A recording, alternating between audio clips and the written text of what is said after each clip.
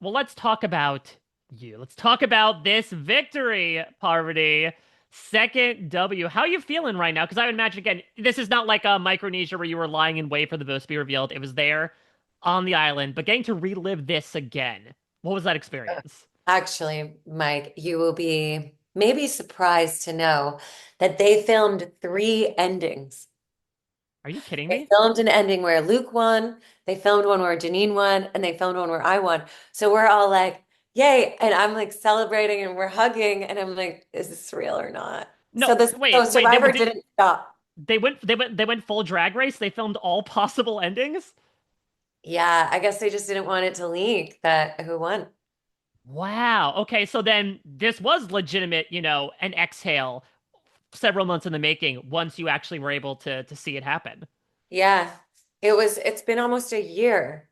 And it's wild because it's like it's bookended. So the whole experience felt very spiritually significant to me Yeah. because I had come so close to winning season 20 in Samoa, Heroes versus Villains, made it all the way to the end, got a few votes, but not enough to win. And I felt like I was like, oh, like there was something wrong about that for me. And then coming back and having this experience in Samoa again was significant. It had like the game started the day after the lunar eclipse last year. Oh, wow. Last night, the game ended on the lunar eclipse. I'm like, this was written in the stars. I'm sorry. Literally. It really was. Wow. Wow. Yeah.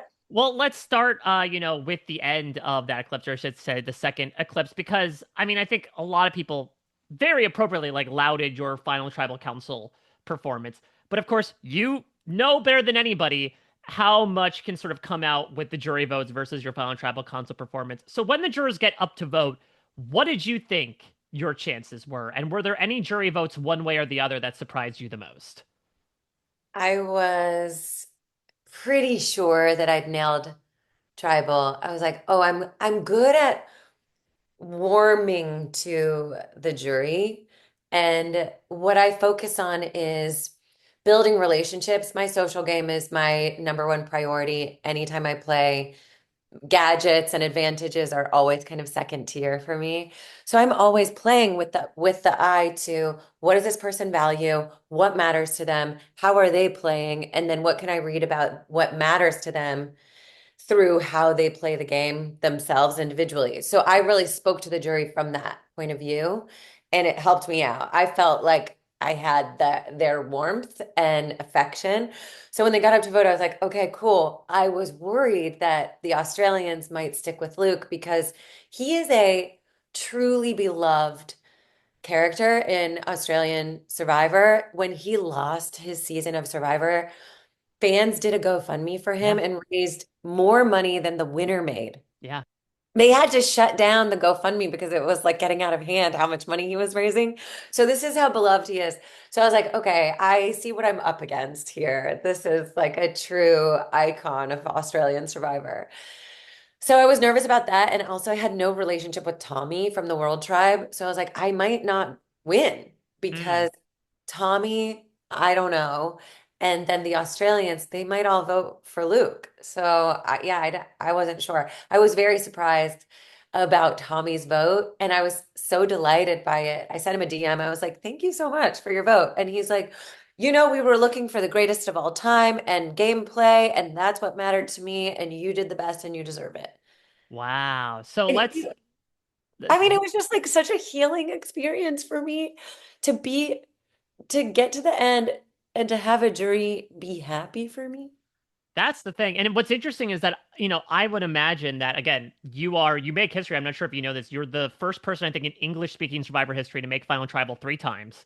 But it is interesting because I think that, watching some of the questions that were thrown your way, to your point about Tommy, some things of like, were you playing with me or were you playing me? Some of the stuff that Kirby was bringing your way, even Cass's question of who do you think you have, like, this is not your first rodeo, especially compared to Luke and Janine. And so I do think you were able to take advantage of the fact that, like, you have been grilled by jurors both of the times you had made it to day 39 previously, and you were able to use that to your advantage. Yeah, it helped a lot. And it helped a lot that I was coming in. I'm not defensive at Final Tribal. You can't be defensive. It's not a good vibe. Like you want to keep the vibes good because it's like, okay, this is the time you want them to vote for you.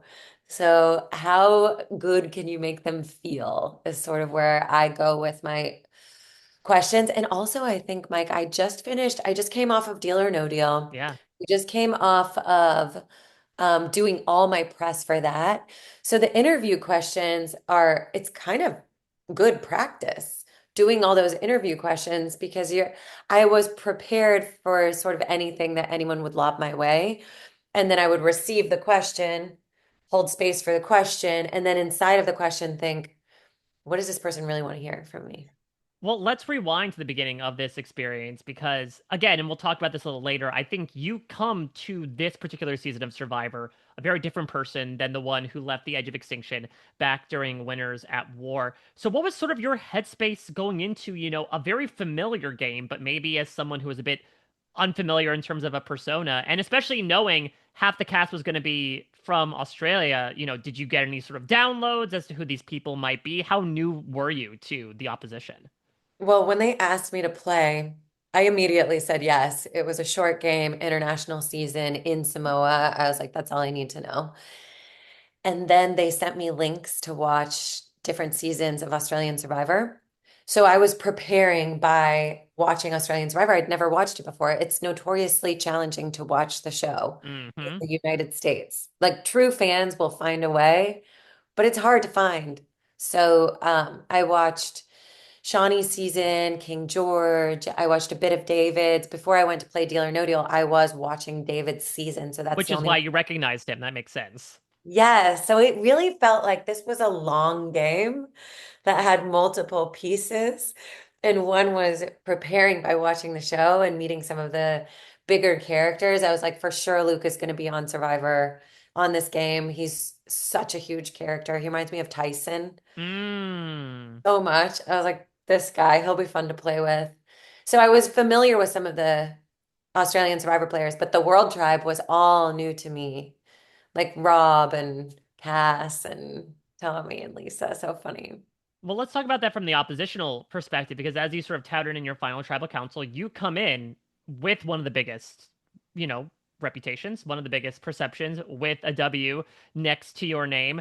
So, how did you feel you were able to manage that, given that, to your point, you might not know a lot about the people around you, but they knew a lot about you, or at least what they saw on TV previously? They did, and I did have my reputation kind of working against me a bit in the Mm. beginning, especially with Tony, as you saw. And Lisa and Cass were saying, yeah, we trust Cirie 100%, but Parv, I don't know about her. Like, I want to trust her, but I don't know. So thankfully, what was really helpful is I had Cirie there. And Cirie and I were instantly bonded. We trusted each other completely. It was like we were in Micronesia again, and I was like, okay, she's got my back. So because I had Cirie, the girls from the World Tribe were more willing to trust me by association, I think, which Mm. helped me a lot in the beginning of the game, especially when Rob kind of blew up my spot at Tribal Council by throwing the Deal or No Deal secret out into the open. So, speaking of Cirie, what was it like to sort of like find a survivor soulmate out there? I know there's probably understandable trepidation of, hey, last time we shared the same beach was what, 17, 16 years ago at this point. It really does seem like you not only picked up from where you started, but accelerated, elevated your relationship. Talk to me about that. You know, it's really funny because I've been in this Survivor family universe for 20 years, and so has Cirie. And there are many people who have talked trash about me from whatever, for whatever reason. I can sense that there's some kind of animosity or friction between us. Cirie has had every right to do that Mm. because of how things went down in Micronesia, and she never did. She never was on any forum trashing me. She's always been really kind, really supportive, and that to me has just spoken volumes over the past, couple of decades. And then she went on to win Trader, something I have not done. So she has that her own clout and her own sort of crown in this reality TV universe. So she stands on her own 2 feet as her own queen in her own sovereignty. And so do I. And we've never ever felt, I think, anything but just love for one another and support and cheered each other on and lifted each other up. And that is rare Yeah. in this world of reality television, I think in this world in general. But that mattered to me. And I felt like 100% I could trust her and I had her back. And I wanted her to feel the same from me. And I mean, she did because we just both were like, we didn't even have to talk. It was just like, okay, here's what we're doing. Okay, I Yeah. got your back. And at tribal council, when I pulled out all my gimmicks and stuff, she's just sitting there like, yeah, that's happening. To that point, obviously, your dream scenario would have been sitting next to her in that final three, making, the Micronesia alternate universe happen. What do you think your chances would have been against her, given her own reputation, her own relationship she had? I think it would have been a hard fight. And I said that to her. I was like, you're going to make me really work for it. And I was up for it because how fun would it be to have a final three with me and Cirie? Just she's so good at talking. She's so good at like when I warm people up, she warms them up. She brings them in, she cuddles them, she puts them right under their wing, and they're like, oh, this is cozy. It would have been a big challenge to beat her in the end, just based on her social game. I think I could have stood behind the sort of more well-rounded game that I had played, and I could have appealed to the jury from that angle. But yeah, it would have been tough, especially if Luke was there. A final three with me, Luke, and Cirie votes would have been all over the place. Yeah, I mean, to that point, obviously, with Luke having his idol, it certainly complicates things, but were you always locked in at that point of that double vote into the final four of you, Cirie, Luke, and Janine? Were you debating any sort of other options during that sort of end game stretch? No, I was really locked in. I was like, this is it. This is our four. I loved that it was mirror images with Mm, Australia and the US.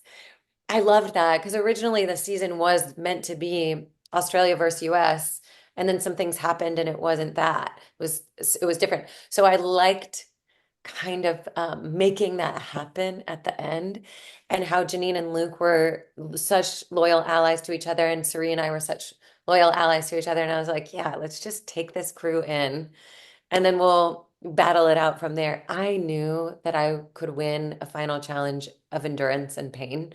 Those are my forte. So I was like, okay, I'm gonna win this final challenge, and then we'll um we'll see what happens. And at that point, Cirie and Janine had a really tight, very strong relationship. mm. So I was just following Cirie's lead around Janine, and we were both like, yeah, I think she's gonna vote out Luke because she had been very close with Cirie since the merge. But yeah, it was a surprise. But I don't know. And then Cirie made her fire. She did good. You She did. almost got it. Luke was just flailing around. I was like, oh my God, he's gonna blow it. She's gonna get this. But yeah, then it was pretty heartbreaking when she didn't. So we talk about dealing with, people's assumptions about you based on previous games, but someone who did not necessarily work off of that was Kirby. And it was very clear during your limited amount of time together that this was a bond that she very much wanted to nurture and unfortunately gets snuffed short, as you mentioned in Final Tribal Council, not necessarily at your own hand, but merely by association. Talk to me about forming that, sort of fast and quick, yet very, very solid bond between the two of you. Kirby and I had been connecting at challenges, Hmm. and she was always kind of giving me a wink and being like, are you good? Are you okay? And I'd be like, yeah, yeah, yeah, I'm good, I'm good. Like, and so we'd connected on the first challenge, um, the water slide Mm. challenge at the top. And they didn't show us chatting, but we chatted up there for a bit before we slid down the slide. So she and I had already kind of started building a relationship before the merge. And then I think we just had chemistry. It's just sometimes you just luck out and you have organic chemistry with people. And I think Kirby is very magnetic, very charismatic. She's a force to be reckoned with in the game. And I was like, yeah, I want to play with this girl. And then when she went for Sarah, who was her sort of tightest ally right away. I was like, ooh, red flag. I was like, I couldn't get past my own little tiny seed of doubt that she might want my head on a spike at the end to prove that she'd beaten the queen or Mm. something. But she still, to this day, digs her heels in and says, no, I wanted to sit next to you. And I'm like, dang, well, if things had been a bit different, I would have gone down that road. But yeah, I was just like, I can't. I am someone too, when I play Survivor, I like to do the big move. I like to take the risk. I like to throw my idols around and scare people with them and change the course of the game with idols and things like that. But that Kirby vote, I had to sit on my hands. I had to force myself to stay still and be calm and do the logical, reasonable choice that was a little bit less fun, but I needed to do it to carve my path to the end.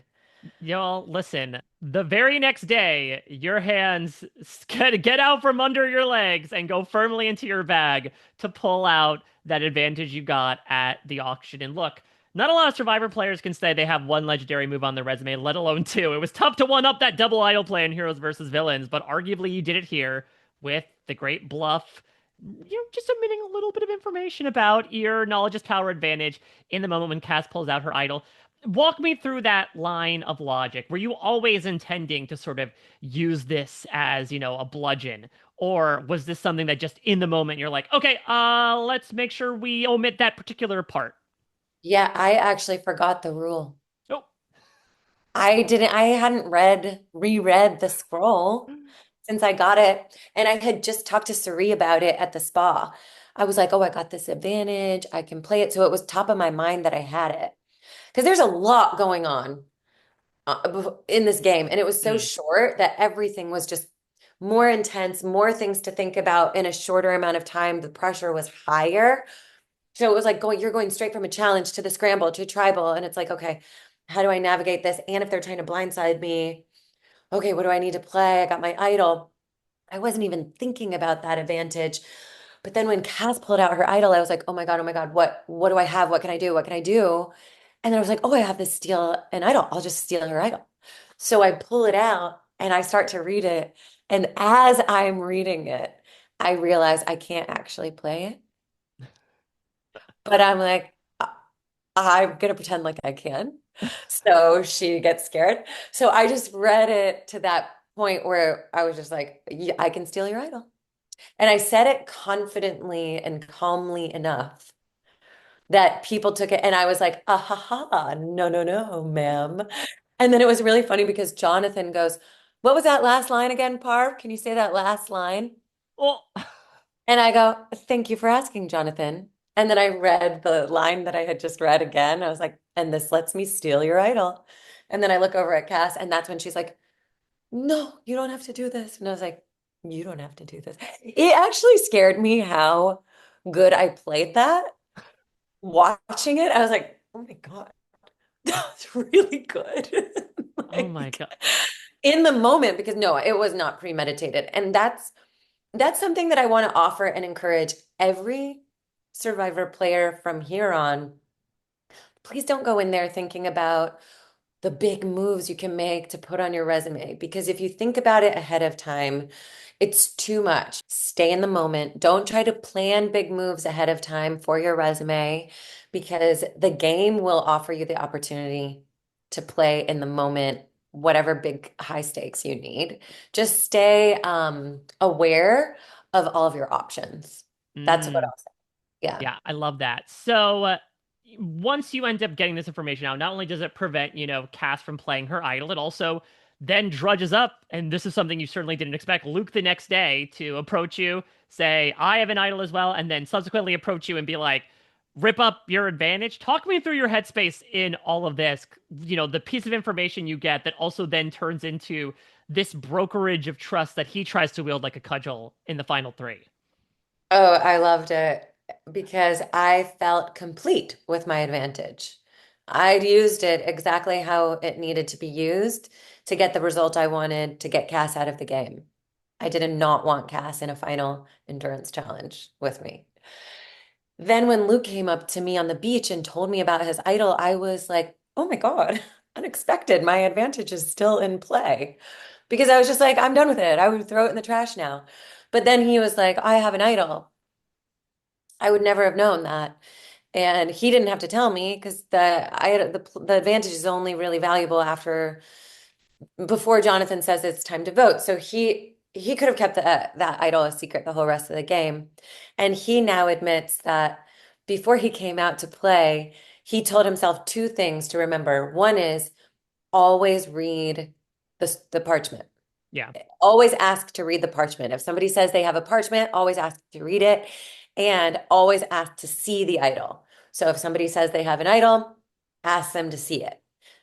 Neither of us did either of those things. I didn't ask him to see his idol. I just believed him because he was so twitchy about it and so tweaky. I was like, well, he's got to be telling the truth because why would he be freaking out so bad if he was lying?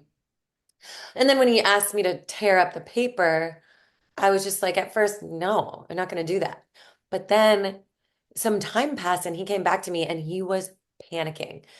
And I was like, oh God, like we're already in an alliance. Like we're working together. I'm going to go to the end with this guy. I don't need him freaking out and getting paranoid and thinking I'm going to do something against him when I'm not planning to do that.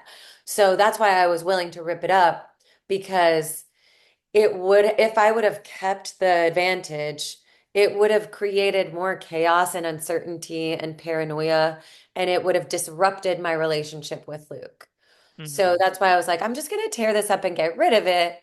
He's going to feel better. He's going to feel like he's got one over on me. That's good because that's going to make him feel safe to keep playing with me, take me to the final, and not make any crazy moves against me. And then in the end, I can just stand behind this decision that I've made as like, I didn't need the advantage. My social game was so good that I got all the way here to the final three being the biggest threat and should have been voted out first without even my advantage because I didn't need it. I was happy to rip it up. So you said in your final tribal council, this game has been the culmination of everything I've learned my entire life. And now getting the chance to read your book, I feel like that was not just Whistling Dixie. It truly does feel like, especially everything you've gone through in the past 5 years, I think you come to this game of Survivor particularly as like your best sense of self. And so talk to me a bit about that. In the beginning, or I think at the end of your book, you say like RIP to the Black Widow, with it ending in 2025. So talk to me about this almost new identity that you brought into a game that was so familiar to you. Well, to be clear, the Black Widow played Australian Survivor. Okay, no, that was the end. This is the one that killed the Black Widow. Yeah, yeah, yeah. This was the end. But I knew the show was airing in 2025, so I made that the Ah, year because that's when people would see this play out. And she was my survivor persona, my reputation. I could not shake her, try as I wanted to in Winners at War.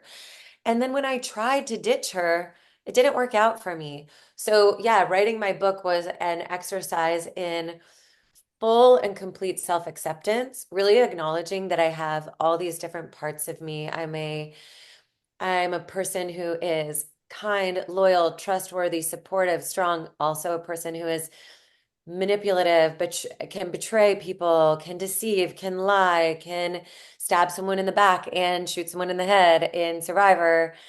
And I have this whole range of capacities as a human being. And the book was sort of an exercise in bringing all of those in to acceptance and love and appreciation and acknowledgement that these skills are really helpful in different times and in different places. So to be able to consciously kind of wield these powers and tools, that's where I got to. That's where I was when I was out there playing this season where I was very conscious of the choices that I was making and my using the powers that I had in any moment to either support someone like Lisa in the sandbag holding challenge and mm. tell her how strong she was and build a bridge in that way, or to lie straight to Cass's face and get her to play her idol for the wrong person and blindside her out of the game. It's like Survivor requires a range of human emotion and behavior.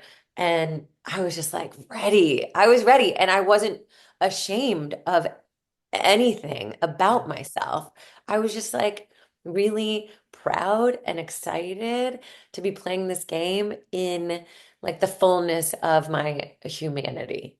So I hope Yeah. that shines through. It 100% did.